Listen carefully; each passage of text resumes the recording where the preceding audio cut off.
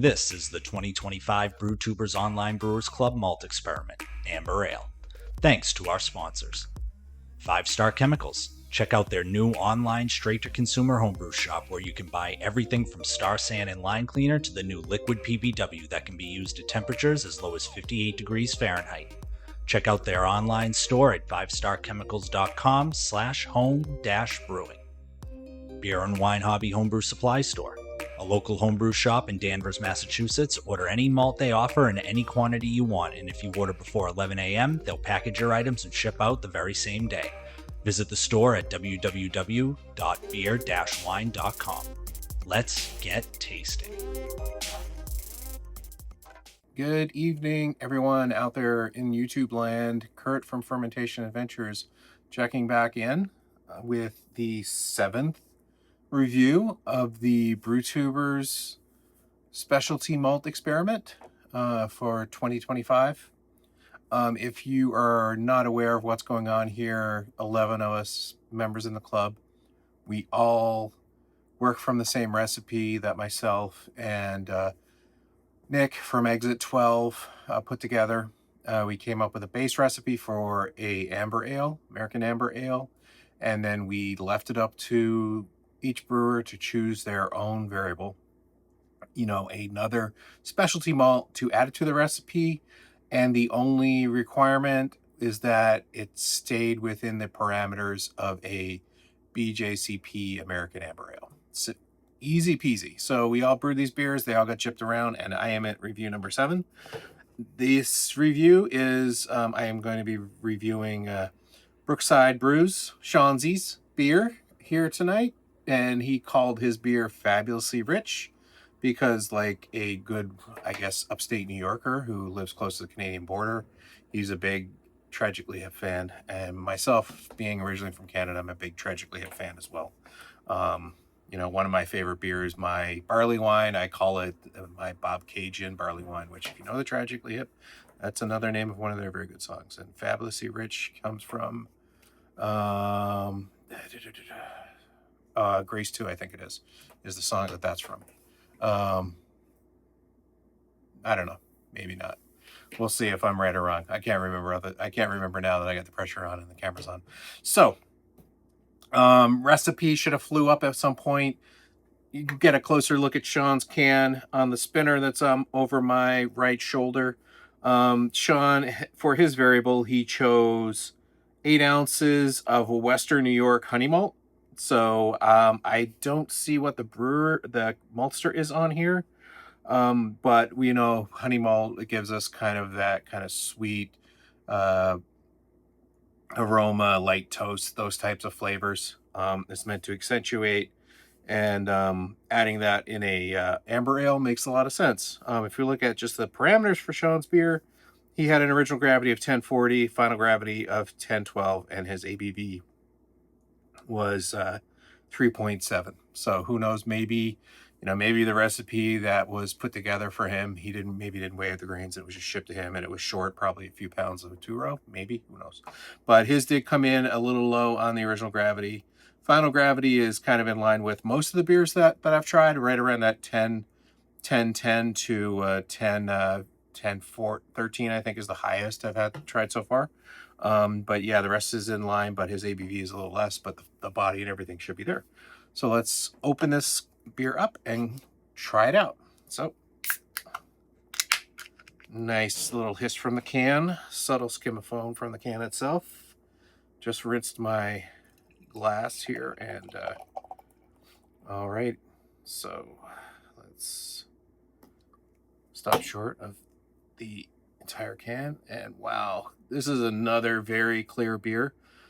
It is on the lighter end of the scale. Again, a honey malt is typically not too dark, not too high of an SRM. Recipe itself, the base recipe for the amber ale, comes in right on the low end of the SRM scale, right around 12 SRM, I believe, which is probably where this guy is. And the again, this is like brilliantly clear. I can just see the logos right through the glass. I don't know if it's showing up on camera or not, but it is noticeably very clear, much lighter than most of the other beers. And yeah, so if we start with the rest of the appearance, we have some nice rocky foam on the top of here. Not a huge amount of a skim on the top, but there's definitely foam persisting, this rocky skim, and it's like slightly off-white. It's whiter than most of the other heads that I've seen on some of the beers I reviewed. But again, given that the beer itself is kind of a little lighter, that makes sense. All right, let's go in for a sniff. Oh yeah, you can definitely get the honey note on the honey malt on the nose of this one. More of the, yeah, that kind of classic, kind of the sort of aroma you get from, a classic wildflower honey, to be honest with you. Again, and that's probably interplay with the, some of the fruity esters with this. There's not a lot of the caramel notes or the really over the top kind of dark biscuit notes that you kind of get from a Munich malt coming through here, but there's definitely, yeah, the very, the light sweet notes I'm getting from here. I'm not really getting any of the kind of the dark fruit I've gotten from other beers. Again, I'm not getting much in the way of hop aroma. Unfortunately, I feel like I am a little stuffed up for some reason here tonight, but yeah, again, some of the more kind of subtle yeast character coming through here. Kind of again, if I immediately compare this to the beer that I reviewed before, which was Brewmaster Jerry's, I was getting some really like yeasty, fresh dough vibes from that beer aroma. I'm not getting that here at all.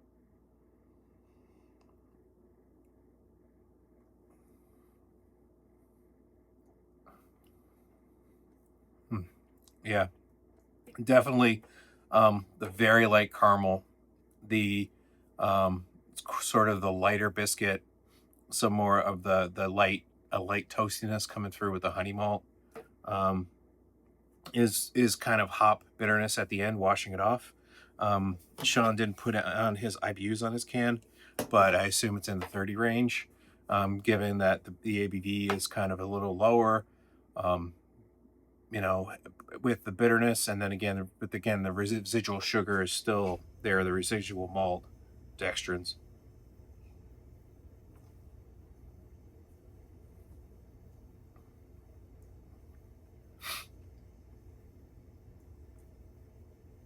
Yeah, it's very easy drinking. And again, the body seems lighter, even though the final gravity is kind of in line with some of the other beers. I just think, alcohol to me, it does add a great deal of body to beers as well.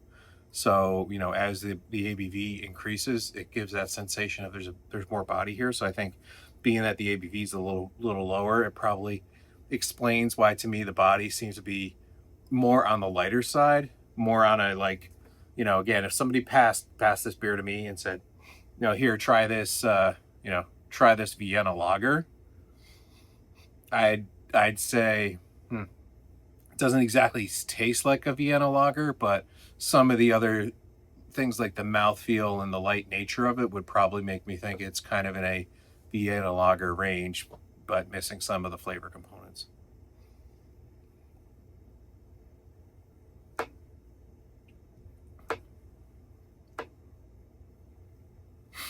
Yeah, it's hella drinkable. It's just everything seems at this point, the malt is there.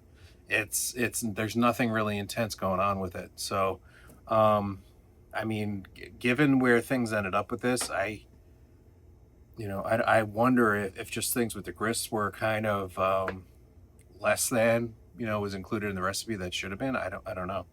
But yeah, I know Sean was really disappointed that the way things went. So, maybe the grain crush was screwed up a little bit, but it just seems like the extract is just not there, and it's kind of showing in the final beer, right?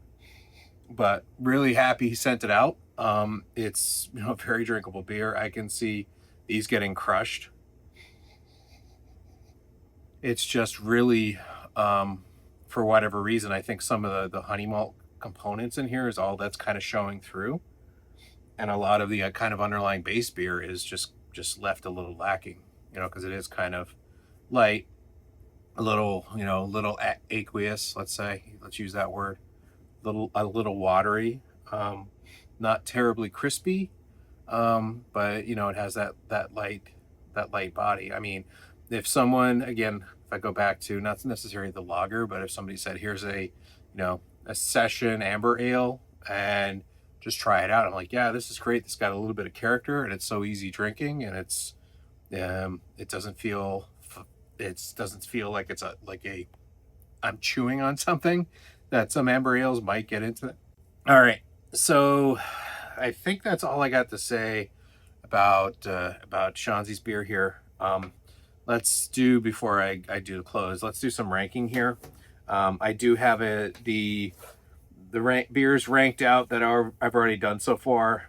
I think if I'm looking at the character that the honey malt brought, I'd like that. I think a little kiss of the honey malt included in an amber ale would be great.